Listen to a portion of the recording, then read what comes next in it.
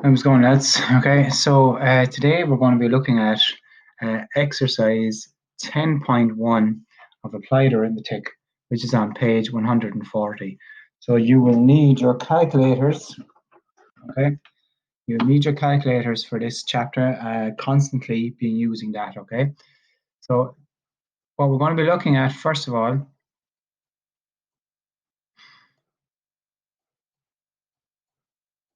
we're going to be looking at tax, okay? And investments, tax, investments, interest rates,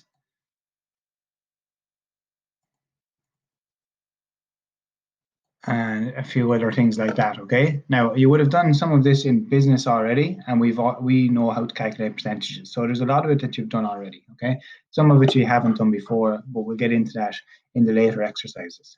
Right. So I'm going to go through a few examples with you. I'm going to set a few questions, and then I'm going to put up the solutions to those questions as well. Okay. So the first question that we're going to look at here is question 2. Okay. Okay. So it says, Melinda earns 46,000 per annum and pays tax at a rate of 22.5%. She has a tax credit of 2,500. Calculate her tax payable. So her tax payable is how much tax she has to pay each year. Okay. Now our tax payable is calculated by getting our gross tax and subtracting the tax credit. Okay. So our tax payable is the gross tax minus the tax credit. Okay. Now we know the tax credit here. It's given to us in the question. So our tax credit is given to us in the question, 2,500. But I have to find the gross tax of the 46,000, which is going to be 22.5% of the 46,000. Okay.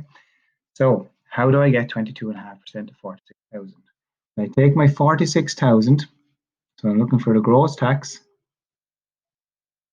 equals 46,000 multiplied by 22.5% as a decimal, which would be 0.22, which would be 22%. So 22.5% would be 0.225. We do that on the calculator. So 46,000 multiplied by 0.225, which is 22.5%, equals 10,350.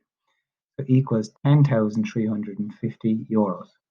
So that's the gross tax. Now, she doesn't have to pay all this gross tax because she has a tax credit of 2,500. So to get the tax payable, I get the gross tax, 10,350, and I subtract the tax credit, which is 2,500. Now look, I've already got that number in the calculator, so I might as well subtract the 2,500 on the calculator as equals 7,850. Equal to 7,850 euro. And this is her tax payable. Now, if I was asked to calculate Melinda's take-home pay then, I'm not in this question, but if I was asked to calculate her take-home pay or her net income, okay, well then I would subtract this 7,850 from her gross wage, okay, her gross salary. Sorry, yeah, her gross salary of 46,000. Okay, that's the first question. Our next question here that we're going to have a look at is question 4.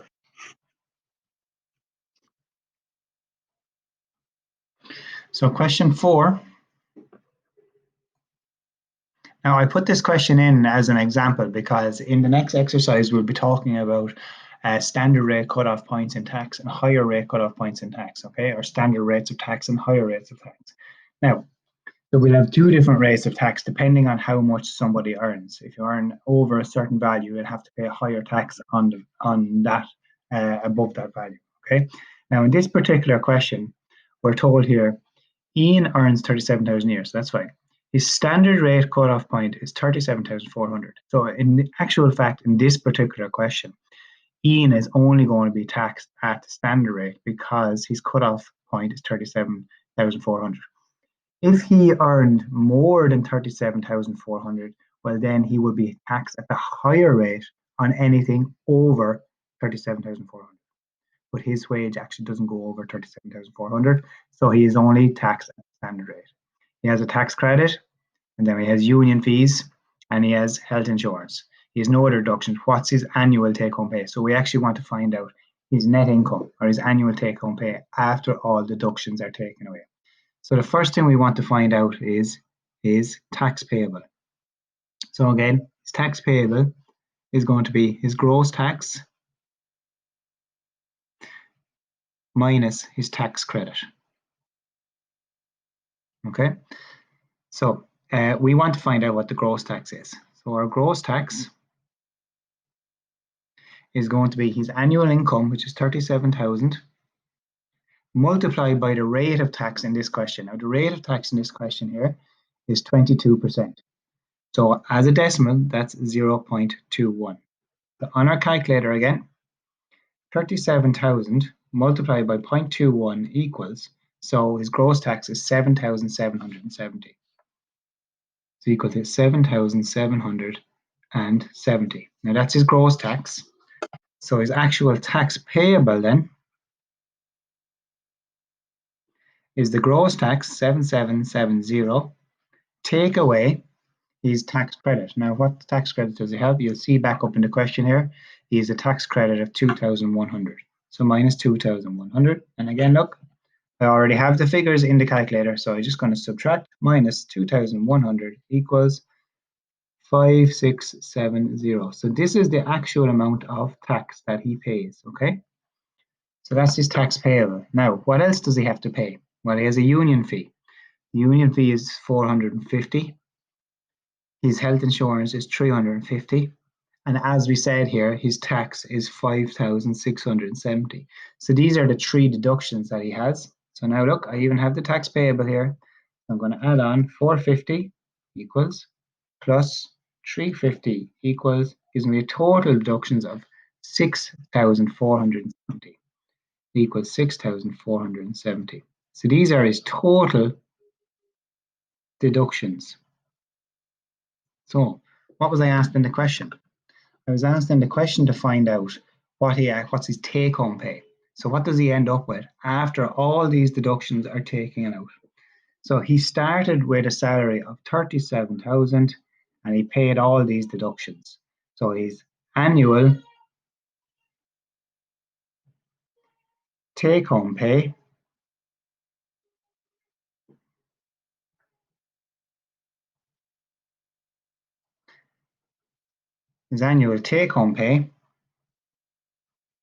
will be 37,000, take away 6,470.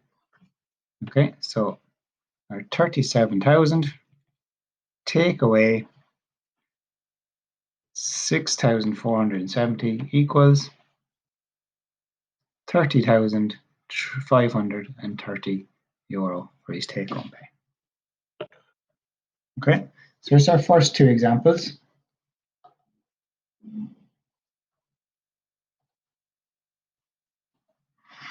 So the next one we're going to look at here is question 5. Now this is actually slightly in reverse, so we just have to think a little bit more about this question. Okay, so it says NASA's tax bill last year was 6,300. So her tax bill, right, was 6,300.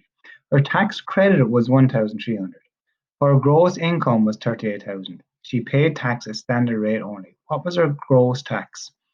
Well, look, her bill was this much, but she had a tax credit of this much. So her bill mean this is how much she actually paid, right?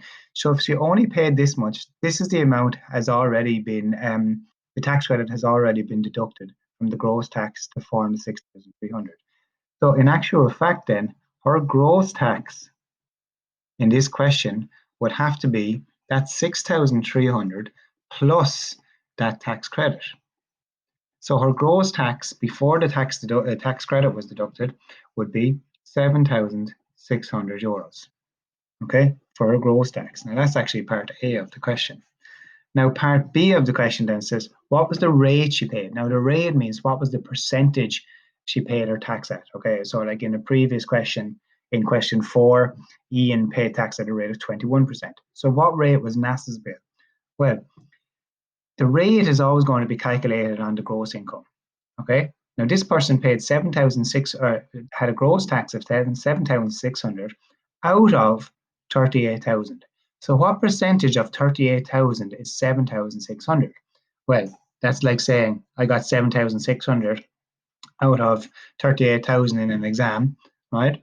Turn that to a percentage, 7,600 over 38,000. So her gross tax over the income, and to turn anything into a percentage, we multiply it by 100. Okay?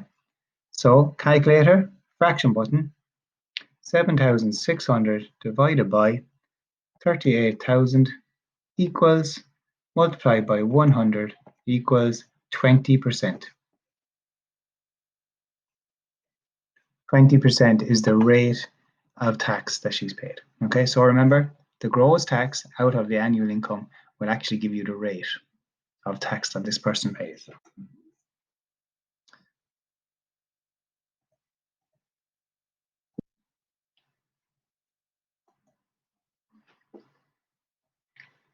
Okay, so we're skipping a few questions and we're going down to question 9 and question 10, and then I'll let you start your questions, okay? So question 9, it says €600 is invested at 3% for 1 year. Calculate the interest payable.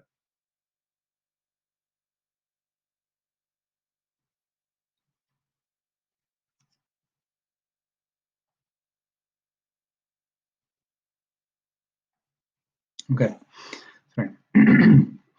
So at 3% for 1 year, all right? So it's invested. So how much more interest are we actually going to make on this €600? So we have to find out what's 3% of 600. So 3% of 600, well, is 600 multiplied by 0.03, which is as a 3% as a decimal. Okay, so multiply 600 by 0.03 equals 18 euros. So 18 euros. So the interest that we're going to earn on 600 euros is going to be 18 euros. Okay, and that's question 9. Now that's only for 1 year. Okay. So the next question, now you will be going, I'm actually going to do question 7 with you. I wasn't intending on doing 7, but that was only for 1 year. So I'm going to go back and do question 7 as well. So this time now, right? This is a more realistic sort of a question. In question 7, 2,500 is invested at 5% for 2 years. Calculate the final value of this investment. Okay, so if I invest €2,500, I intend or hope to make money in my investment. Now it's guaranteeing me, say, 5% each year over 2 years. So in year one, my investment, 2,500, what's that going to be worth to me at the end of the year? Now, the initial investment always represents 100% of your money. Okay, 100% of your money. But at the end of this year, I should have an extra 5%. So my question then, what is a 105% as a decimal? Right? This is 100%, but at the end of the year, I'll have 105%. So how do I find 105% of 2,500? Well, I multiply it by 1.05. The 1 representing the 100% and the 5 representing the 5%. So my 2,500 by 1.05 equals 2,625. 2,625. So if I was to take my money out of this investment at the end of year 1, this is how much money I would have. Okay. Now we have to look at year 2. Now, year 2 starts with this amount of money, 2,625, but the rate of investment, or sorry, the interest rate is still the same. So I must multiply that by 1.05 again. Now look how convenient this is. I have it in the calculator already. So I just multiply that by 1.05 equals a total value then of 2,756.25, which represents the amount at the end of the second year. Now just check the question. Calculate the final value. Well, then this is the final value. How would I calculate the interest earned? okay, over the 2 years. Well, if I started with 2,500 and